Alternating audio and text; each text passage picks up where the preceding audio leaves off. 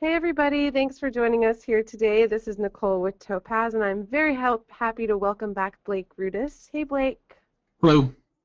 Blake is here today to talk to us about adding artistic expressions to our images while avoiding technical flaws, which is, I guess, just the key to adding exactly what you envision, but knowing the best way to go about doing it. So I'm super excited to see how he's using Topaz products to be able to achieve that. Blake is a three-time self-published author and the founder of EverydayHDR.com and HDR Insider. If you are a fan of HDR images, definitely check out those training videos that he has on those sites. It's very cool. It's EverydayHDR.com. And he has recently developed the ZoneEdit.com, and that's zone-edit.com. This site is devoted to his Photoshop post-processing technique that utilizes the limitless potential of the zone system and the power of Photoshop, and it capitalizes on the contrast in any image that you bring into it. So with that, I will go ahead and turn this over to Blake to start the presentation. All right, is my screen visible there? Yes, we see it. Okay, great. All right, thank you very much for that, Nicole, as always. This platform is awesome for us to learn with. And I wanted to start this out because on HDR.com, HDRinsider.com, I talk about the importance of adding artistic expression while avoiding technical flaws in all the critiques that I do.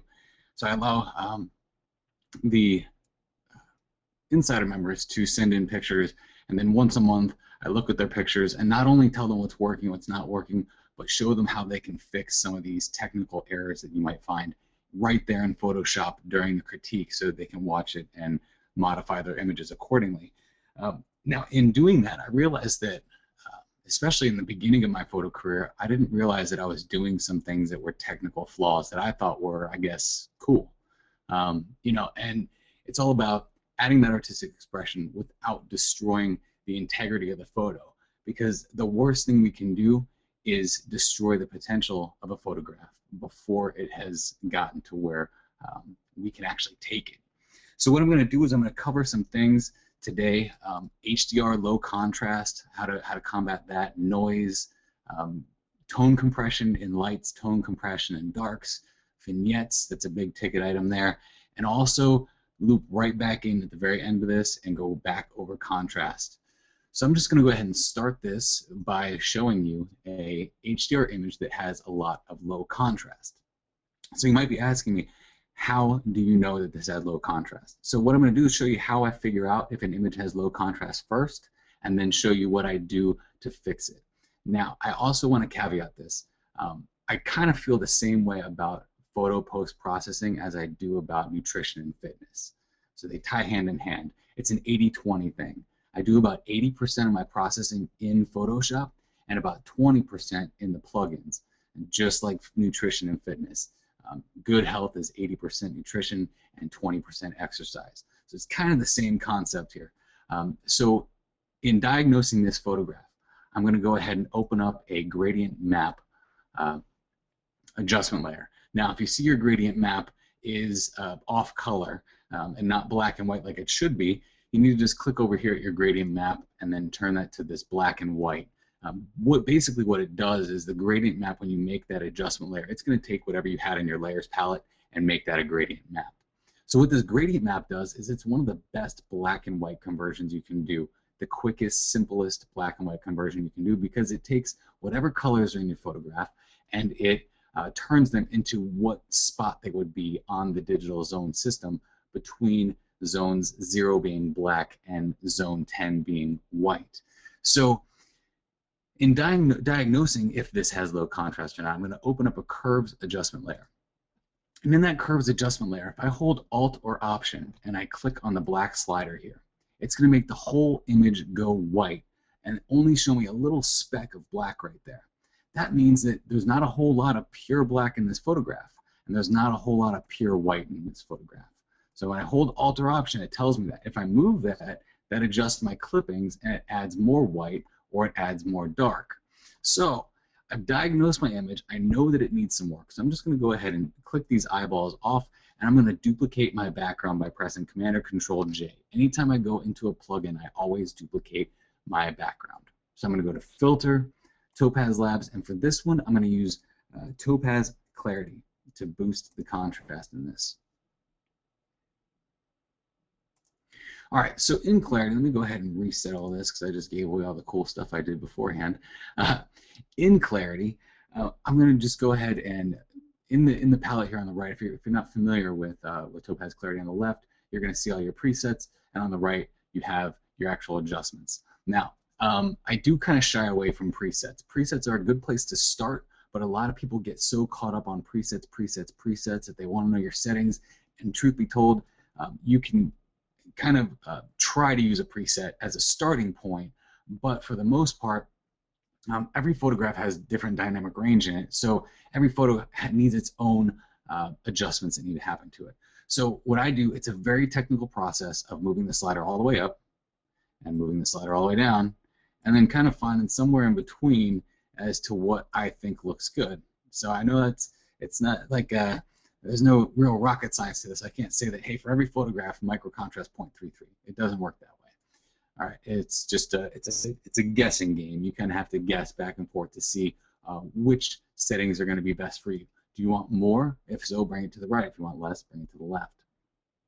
So I'm also going to bring down the medium contrast just a little bit, because if I bring it up, it makes it really dark here. And we talked about clippings before. And if you know anything about clippings, well, that might look cool because it's dark and edgy. The problem with that is that anything in those dark black areas is information that is completely lost. It's beyond zero. On the 0 to 255 scale, it's beyond lost. So if you were to edit this photograph and bring it into Photoshop, it wouldn't even recognize those areas as being black. So I'm going to bring in the medium contrast down a little bit so that I don't make those areas black. I want to maintain that detail there. And I'm going to bring my high contrast up just a little bit. And then I'm going to move into my black level, because I did see that things were getting a little bit dark over here. So I'm going to decrease that black level, increase my midtones a little bit to bring some of the midtones that got dragged into the black level, and then also decrease my white value just a little bit. All right, so that's what I did with the tone settings and the dynamics of the photograph. And you can see we have a dramatic difference here. But now I need to restore some of the color. And this is why I love Topaz Clarity, because of the HSL filters that are in here. All the different options I get to manipulate my color is just absolutely phenomenal. So what I'm seeing here is that the luminosity and the blues are not very bright. So let me go ahead and look at that. I'm going to bring that down a little bit to kind of punch up those blues a little bit and the luminosity, because the luminosity, all it's doing is it's making that area of blue lighter or darker. So if I move it all the way down, those dark blue areas become really dark. If I move it up, those dark blue areas now become really light. So I'm just going to bring that down a little bit. Then I'm going to go into the saturation. And I'll cover hue in another step here in the future. So let me look at the saturation now. I'm going to increase the saturation in this photograph, and not by a whole lot. So this is one of those technical flaws. That doesn't look good. I mean, it might look cool to you the first time you do it, but I don't suggest you post that to something like, I don't know, social media sites, because somebody might give you a +1, but it's a sympathy +1. So just increase that saturation just a little bit, just to give it a little bit of punch, but not make it so over the edge that someone thinks you spilled blue ink all over your photograph. So then I'm also going to increase the red contrast just a little bit, and the orange contrast just a little bit. All right, now what I don't like what happened to this photograph is down here at the bottom, I've got this blue cast that's going on the bottom, because that's kind of what happens to snow. So I'm going to go into the masks, and I'm going to hide. I'm going to hide all of that area. And I have this set to edge aware so that it knows if I'm in this barn, it's not going to take me into the sky. And that's the beauty and the power of a lot of these Topaz plugins, is that there's masking sections and there's dodging and burning. So now I'm pretty well set with this photograph, and I like where I've gotten with this. So I'm going to press OK and show you now with our gradient map on it and our curves adjustment on it. And I'm going to go into that curves adjustment and show you that I did resurrect some black in there. And I also resurrected some of the white that was in there. All right. So here is the, let me take that gradient off, the before and the after. So we definitely boosted this photograph without destroying it. All right, so that was contrast boosting without destroying our photograph, let's get into noise reduction.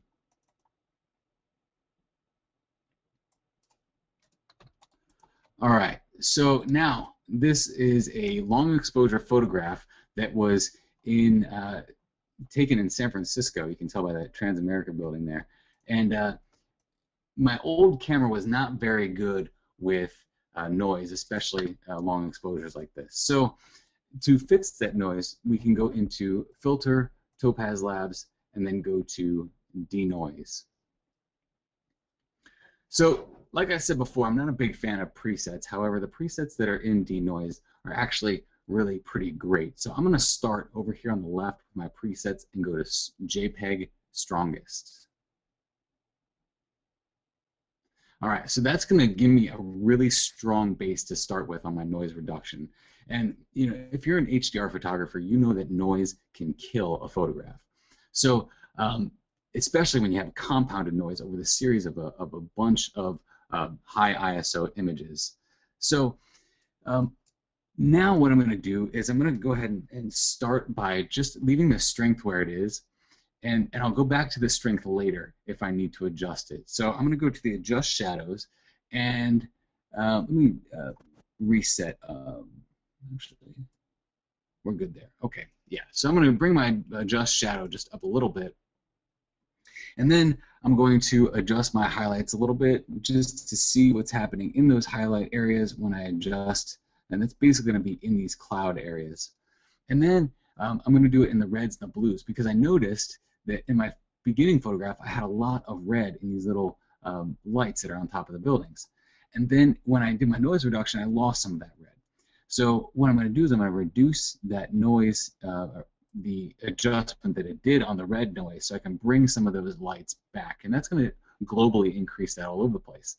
And you can tell that it was adjusting those red areas. If I go up here to the preview mode and go to red, this is going to show me all of the noise that is in that specific color channel, the red color channel. So if I bring it back up to where it was, you can see that it's blurring out so much of the red that those lights are now gone. So if I bring the red down a little bit, I can resurrect some of the reds in there. Now, this is something that is very important because we have a lot of options when it comes to noise reduction. There's all kinds of software out there that does it.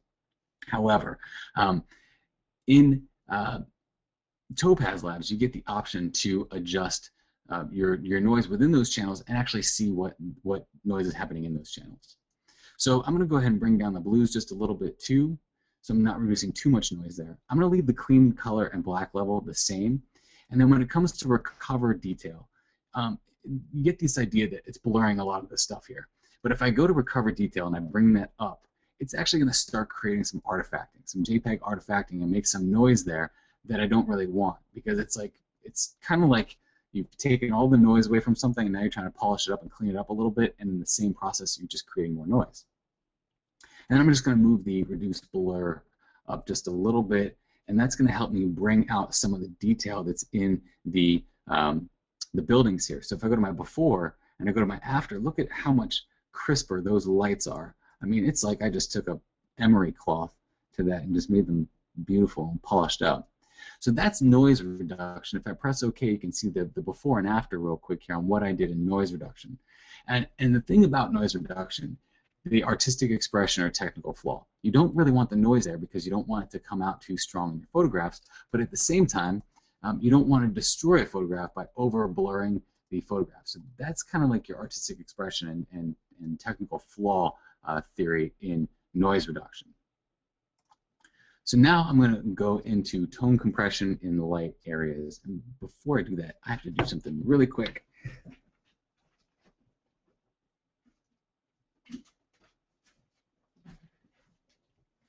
Okay, sorry about that. So in the tone compression of light areas, if I go into the tone compression of light areas, this is an HDR photograph, and during the HDR process, if you take your luminosity slider too far in some of the programs that you're working with, what you're going to see is that it actually takes areas that should have been blown out, like right here. This should have been a blowout, but it turned it like this milky yellow instead of being a polished, blown out, what should have been a blown out sky portion, because that's where the sun was beaming through. So we don't want to lose that stuff. We want to retain that stuff. So what I'm going to do to get all of that back is I'm going to go into Topaz Adjust 5, because I would do with this photograph, because of what's going on in the sky, I do want to add a sense of artistic value to this without going over the top or destroying it. So if I go to Filter and I go to Topaz Labs and I go to Topaz Adjust 5, make sure all my adjustments are reset here. Again, you have these presets over here. I'm not a huge fan of presets, but I do like the Dynamic Pop 2 and the Dynamic Pop Regular. Those are two really awesome quick presets that you can use right away that actually make a pretty good photo. All right, so let me go in and reset all that stuff and go to the global adjustments here. And I'm going to do the global adjustments. I'm going to start with the adaptive exposure. And I'm going to increase it just a little bit so I can start getting some of the exposure back in this photograph instead of it being so dark. Because, you know, with the HDR process, one thing that happens to us is our photographs get, the contrast just sometimes disappears. And it's either too dark, it's too light, sometimes it's too bland, it doesn't have enough dark, it doesn't have enough light. And for this photograph, it was definitely too dark to start with. So we have that adaptive exposure there that works a lot more intuitively than a regular exposure slider, because it's not necessarily doing it globally. It's doing it globally over a series of regions, as if you were to draw lines across your photograph and segregate those specific regions. It's a targeted way of adjusting your exposure. I'm going to bring the regions down a little bit because I don't need so many regions. You see what happens when I increase the regions here? It starts to target them in smaller areas rather than making it large. So I'm going to keep it at that 4. That looks about good. The contrast, I'm going to keep that about the same. And the brightness, I'm actually going to increase the brightness a little bit to help bring back some of that tone compression that I'm losing here. Now, in this whole process, my colors are getting funky. I'll tell you that straight up, that these greens here are really toxic-looking greens to me because they don't really exist in our world. Maybe if you were out of the movie Avatar, those kind of greens would exist, but they don't really exist in our world. I'll address those later. So I know that that's working. I know that that's happening. So I don't want you to think that that's a technical flaw on my part. All right. So now I'm going to move down, and under Protect Highlights, I'll just leave that about the same, and I'll leave the Protect Shadows the same. Basically, what that would do is it would protect any of the clipping in those highlights or shadow areas during the adaptive exposure. So I'm going to minimize that adaptive exposure and go into the details. So in the details, I do want to bring the detail up a little bit. Like I said before, this is not cool.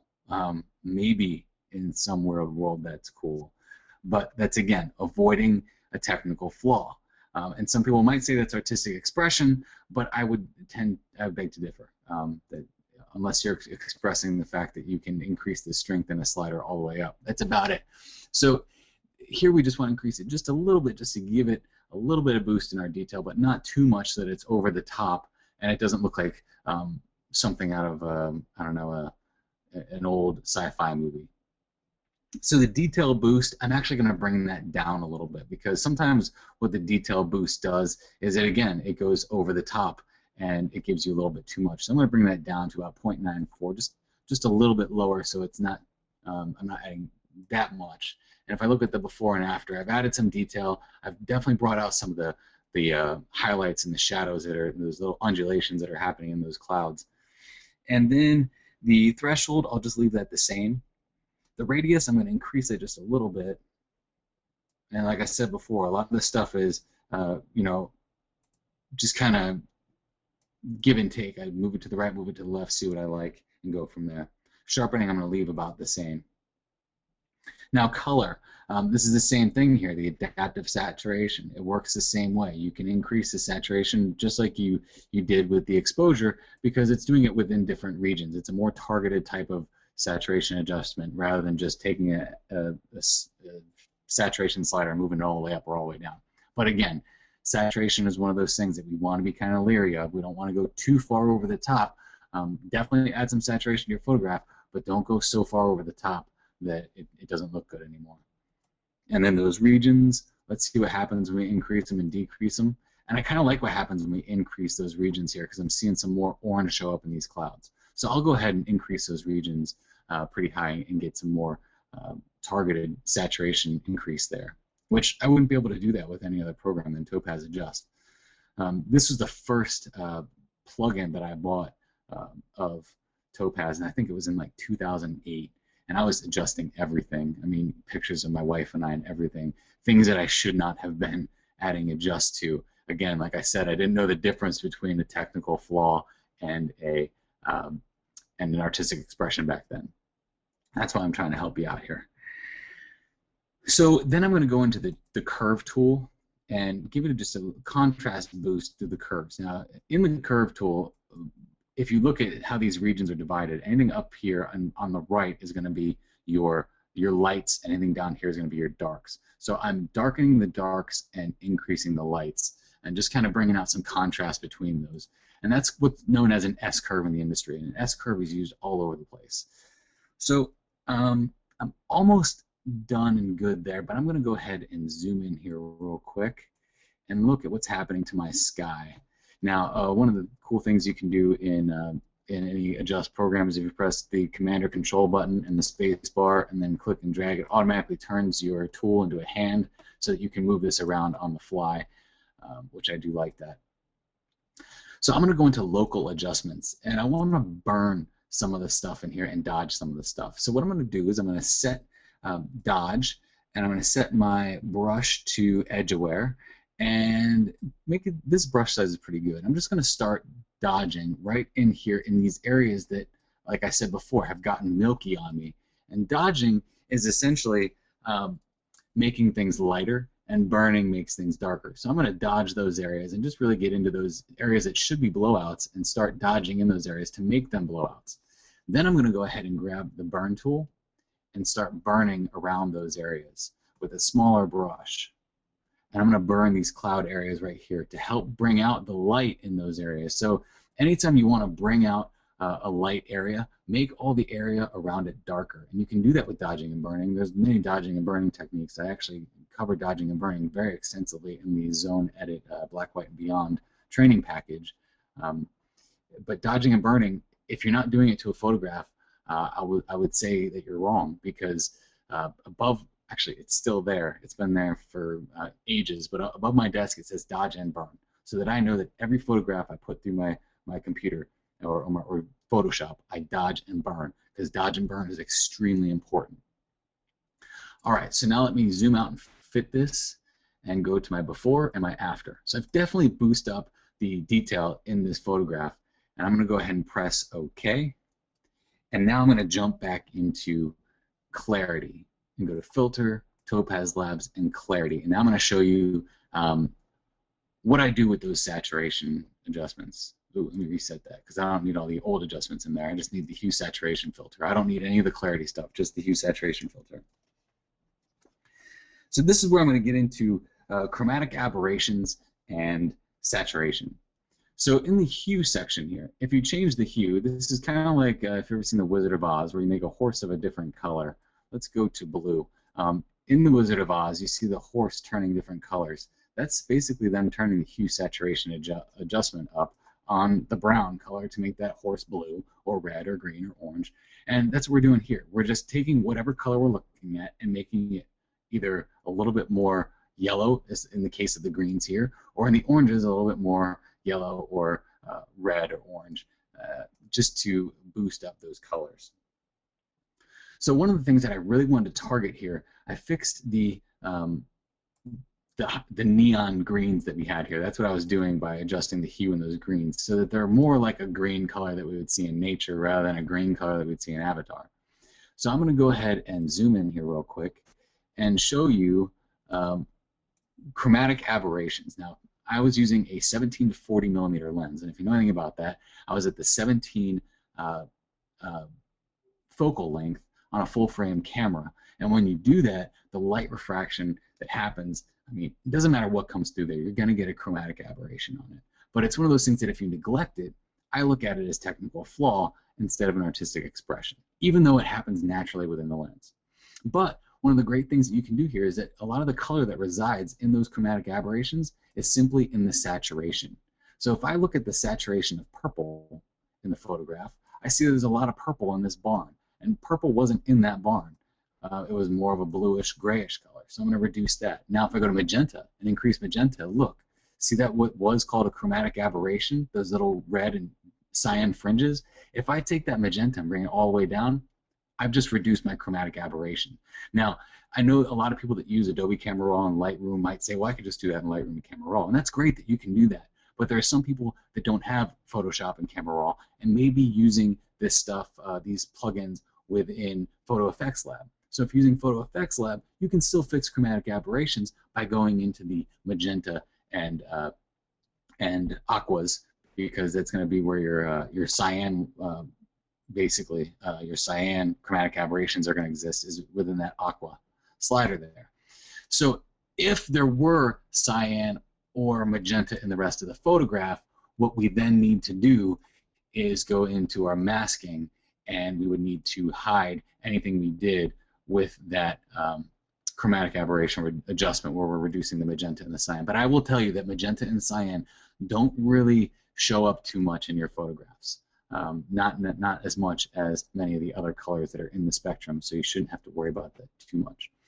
So there's the original, and there's the after. So we just took that saturation and just polished it up a little bit, made it look a little bit better, and then we took that chromatic aberration and made it disappear. Again, that was the chromatic aberration with a Topaz product rather than something like Lightroom or Camera Raw.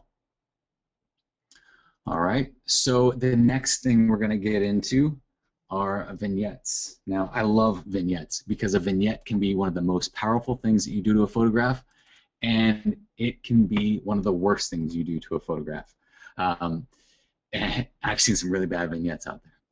So the program that I really like for vignetting is Topaz Labs Lens Effects. There's a lot of cool things you can do in Lens Effects, and one of the cool things you can do is vignettes. So over here on the left, I'm going to go to the preset that says Add Vignette. And then on the right, it's going to bring up this vignette panel. So I'm going to open up that palette for vignetting. Now you see vignette strength, you see size, and you see transition. Now I'm going to tell you not to concern yourself too much with the size, the transition, and the strength, because it's going to change for every different photograph. However, with a vignette, it's one of those things that you can probably make a preset for it and just always have it. So I'll show you how to do that too. So if I take the vignette strength, I'm going to start by dropping the vignette strength all the way down and dropping the transition all the way down, and then the size all the way up. And that is an ugly vignette. I wouldn't suggest doing that. But what it's allowing me to do is see exactly what my vignette is doing. Unlike other vignetting programs where you apply a vignette and you can't really have too much control over it because you don't even know where that vignette is. So I'm going to reduce the size, and then I'm going to reduce the transition. And see, now that is a very deep vignette, right? If we look at the before and after, it's a very targeted, deep vignette. And there's nothing wrong with that type of vignette. You can do that if that's the drama you're trying to seek. However, I like to do very subtle vignettes. Vignettes that if you didn't know that I used a vignette, if I didn't tell you, you would never know.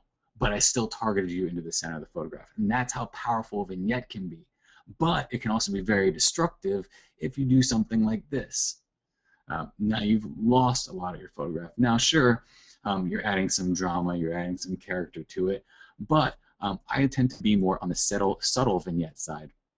So if I look at the before and after, if I never told you there was a vignette here, and I move that strength down a little bit, you would never know that I used a vignette. But what I'm doing psychologically is targeting you into the photograph. Taking you from what the sides of the photograph are and bringing you into that photograph. Now, with a photo like this, though, because it's predominantly white on those edges, if I made the strength up and I brought it into the white realm, now what I'm doing is I'm kind of letting the rest of the photograph lead you off onto all the sides of the photograph. So I'm not restricting you into the center of the photograph anymore. I'm allowing your eyes to move off of the plane and fill in some of the information that's there. So I'm not restricting you to just the inside of the photograph. I'm allowing you to go on the outside of the photograph as well. So if I bring that strength down, I'm restricting you into the photograph. If I bring that strength up, I'm allowing your brain and your mind to go outside this photograph and make it almost look dreamlike. And I will tell you, I was not in an airplane when I took this photograph. It was at an air show. I just ducked behind the airplane and took a picture of it and actually left all the people's heads underneath this wing. So that's one of those kinds of tricks you can do to make it look like I don't know, you're flying or something like that. So that's vignetting. Again, a very powerful technique, but a technique that can either make or break a photograph.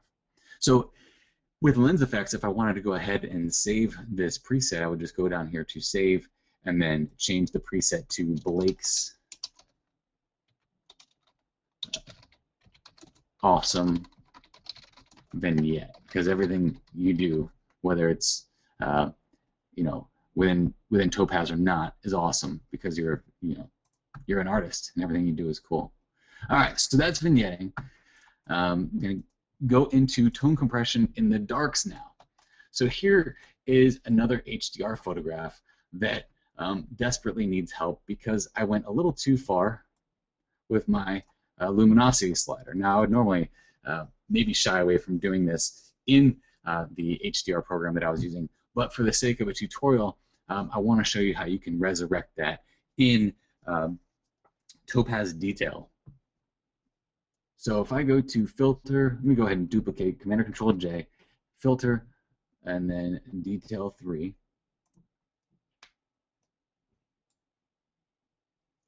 I'm going to show you how you can fix that the tone compression that's happening in there, where those blacks are in those dark areas, where it should be black, are turning like reds and purples and greens.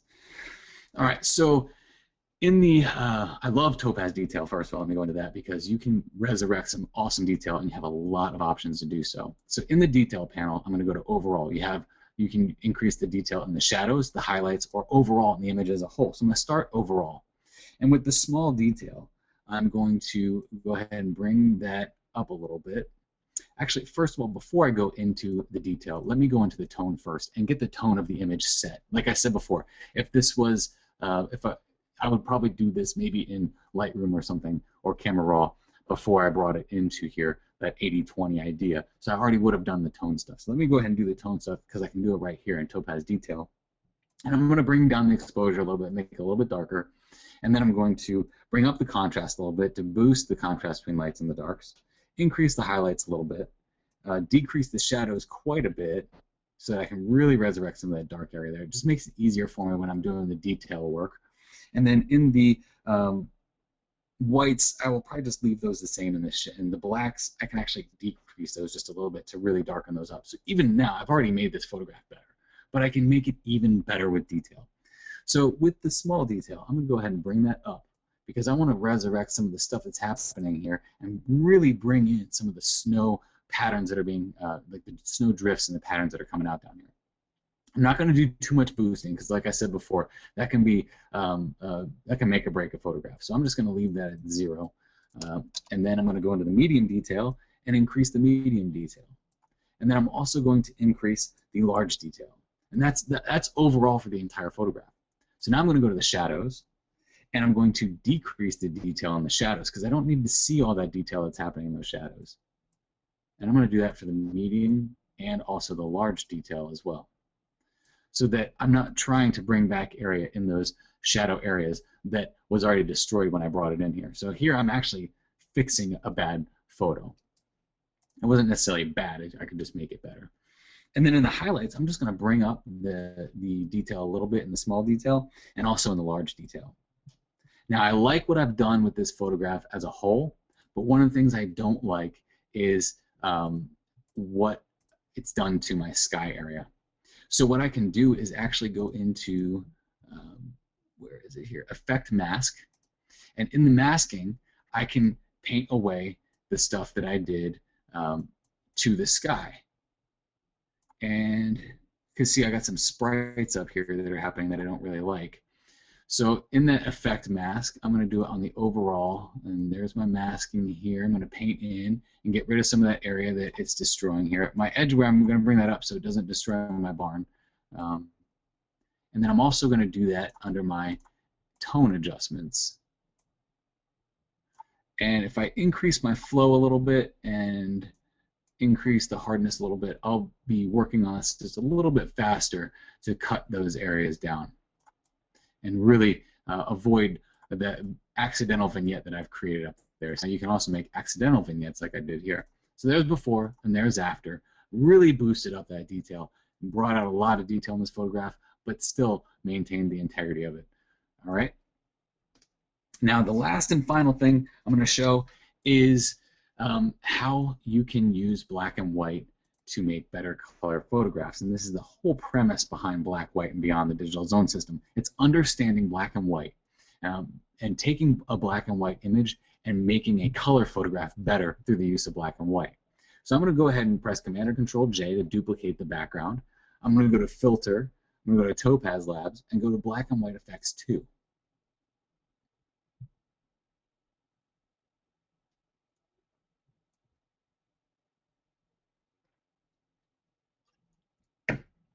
All right, so here is my black and white image. Not bad, but I'm going to go ahead and just make this like an over-the-top looking black and white photograph and then show you how that's going to resurrect the detail in a color photograph. And it's all about luminosity, and I'll get into that in a second here. So I'm going to go ahead and increase the contrast quite a bit. I'm going to increase the brightness quite a bit. And I'm going to boost the blacks a little bit. And with the whites, I'm going to bring them down on the boost whites. So now I'm going to go into adaptive exposure and increase that quite a bit. I mean, this is something I probably wouldn't necessarily do with a photograph and call it good. But what I'm doing here is this was taken with a Lee Big Stopper 10, the 10 stop filter during the daytime. And what you're not seeing in the before photograph is the streaks that are happening in the sky. So I'm using this to bring out those streaks. I'll leave the regions the same. I will protect the highlights a little bit in the process of doing this. And I will also protect the shadows quite a bit there as well. That's about good. And then the detail, I'm going to boost up the detail a little bit. And the detail boost, sorry, I shouldn't say detail boost. I'm going to bring up the detail a little bit and bring down the detail boost. So now in color sensitivity, now I get the ability to play with the colors in my photograph in black and white. So this may not make sense to you, but just hear me out, all right? So a black and white photograph, especially in a program like this, allows you to manipulate the color that was there to make that area lighter or darker. So if I increase the reds, I'm making all those areas in the reds now lighter. If I decrease them, I'm making all those red areas darker. So I'm going to go to -1 on that. And the yellow, I'm going to bring that down quite a bit, and that's going to bring out a lot of drama back here. And then the greens, I'm going to bring those all the way down as well. And cyans, I'm going to bring those down. It's going to bring out some of the clouds up here. And the blue, I'm also going to go down a little bit on. And then magenta, I'll just go all the way down and show you that there's probably not any magenta in this photograph. So now, if I press OK, what I have here is a black and white photograph on top of my background. Now, if I go to the blending options and select luminosity, I've now really dramatically boosted this photograph. And yes, this is artistic expression, and there is some technical flaw in it because it's way too much. It's too much too fast. So what I'm going to do is I'm going to decrease the opacity on that to something like I don't know, 50, 60% around there. Still, I brought out those streaks just like I had intended to, that I knew I could with that adaptive exposure. One of the things I don't like is that my silhouette of my tree now is no longer a silhouette. So if I go ahead and add a mask to this, I can use my brush tool and paint in black and start bringing some of that silhouetted area back a little bit. So there's a little bit less detail there, so I'm painting away that stuff. So now what I'm going to do is flatten this by pressing Command or Control Shift and then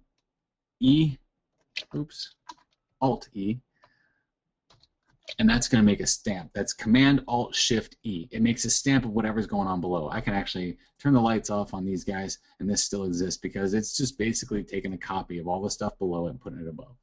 And now I'm going to go into Filter, Topaz, and go to Restyle.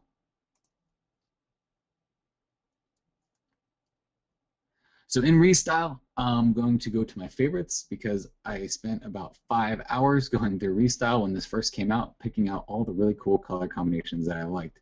And I'm going to go to Saffron Sunset. Saffron Sunset, under the Restyle panel here, I'm actually going to bring down the opacity because while I do like the colors that happen here, it's a little too much all at once.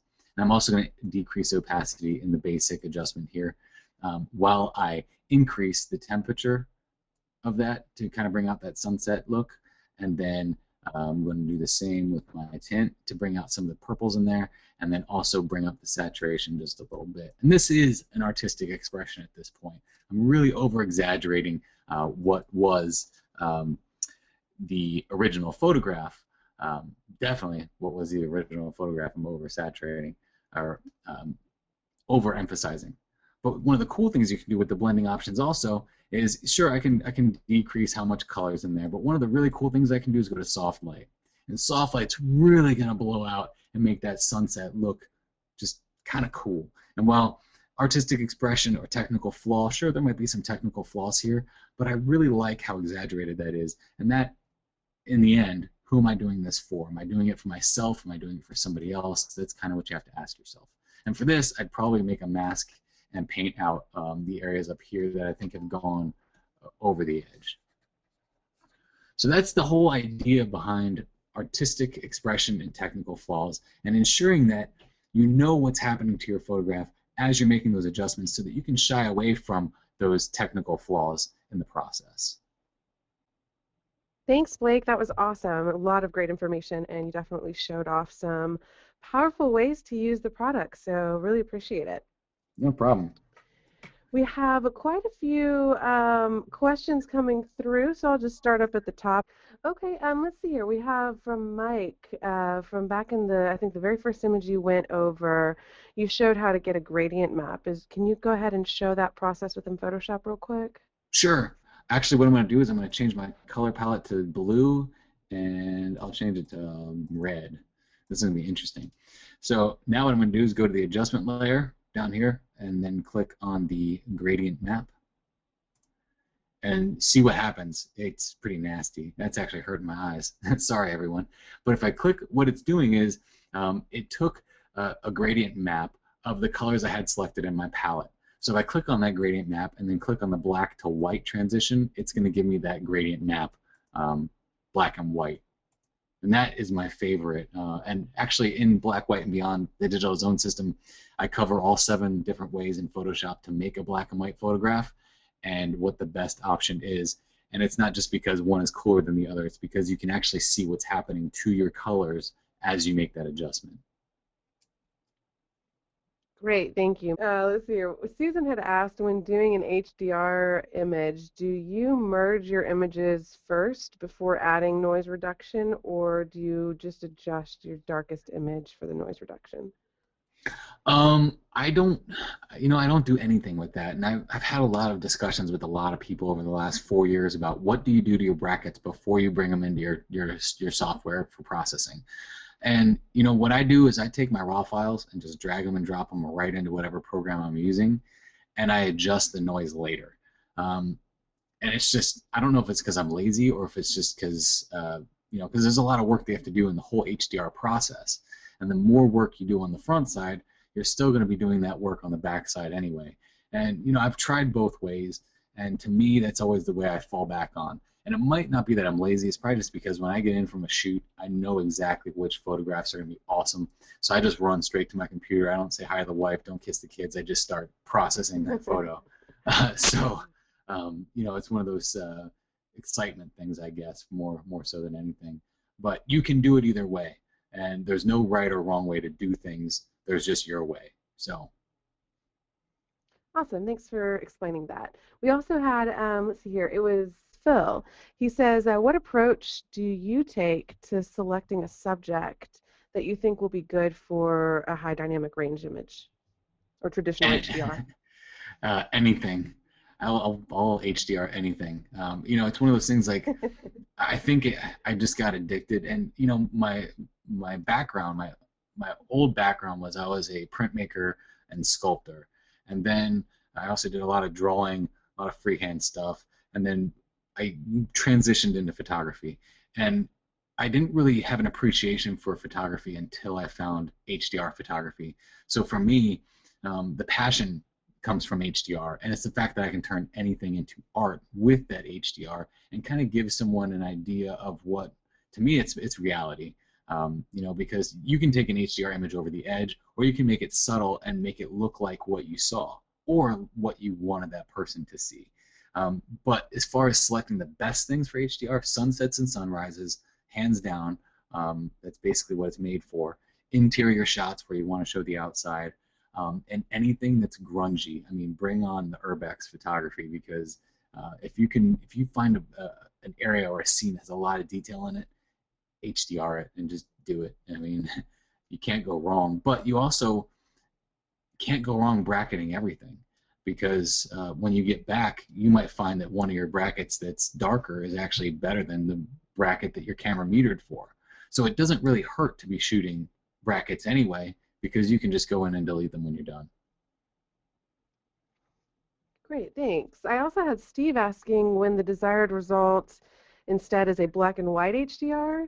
Is it better to convert the black and white before the HDR merge, or convert to black and white before the HDR merge, or is it better to do the HDR merge first and then convert to black and white? I think that would kind of be along the same lines of, if you're going to take a photograph in your camera and you want it to be black and white when you're done, do you change your camera to monochrome? Or do you leave it in color and then change it later? And most people would leave it in color so that they have the color photograph and then change it later. So I would suggest doing the same thing with HDR photography. So instead of making it black and white beforehand, you're losing a lot of, I guess, the detail, not detail, I shouldn't say detail, you're losing a lot of the dynamic ranges in those colors. So you could be doing more harm than good by making it black and white, especially if the black and white conversion technique that you used got rid of a lot of that stuff. If you just desaturated something, that's not necessarily black and white. That's taking the saturation of all the colors and removing all the purity of what is pure blue, pure red, and pure green. So it depends on how you make that black and white conversion. So I would suggest making the black and white conversion later. Okay, thanks. Let's see here. We have Mike asking, what are your go-to programs, Topaz apps that you find yourself using more than others, and why? Topaz Adjust is always a fallback that I go to, because I've been using it for so long, and you know, sometimes to me that's still I get kind of tunnel vision, and that's still one of the only ones that I use. But when Detail came out, I loved what I could do with Detail, because it's kind of like the clarity adjustment on crack. I mean, you can do everything with that clarity adjustment, and it's so, again, psycho-targeting on your mids, your lows, and your highs. So especially if you're an HDR photographer, Detail is definitely the way to go, maybe even more so than Adjust. But I'm also a compositor, and I don't know if anyone saw the compositing webinar.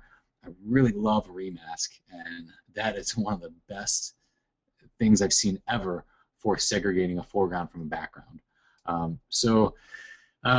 Definitely Detail, definitely Adjust. I like Restyle, but I think Restyle just makes things easier for me when it comes to color choosing and color palettes. And that's why I like Restyle, because it has those color palettes in there. And then DeNoise. I mean, DeNoise is an absolute necessity, especially if you can get it this month for 50% off. I mean, there's no reason not to have DeNoise, because of how powerful it is. You know, Camera Raw is good too, and so is Lightroom, but it's not necessarily as powerful as what you can do in DeNoise. Okay, thanks for sharing that. So thank you so much, Blake. I really, really appreciate it. And you gave us a ton of information, a ton of tips that everyone is saying that they are definitely going to take forth into their workflow and have a lot of fun working with those things. All right, thanks everybody. Appreciate you coming, and thanks again, Blake. Appreciate it.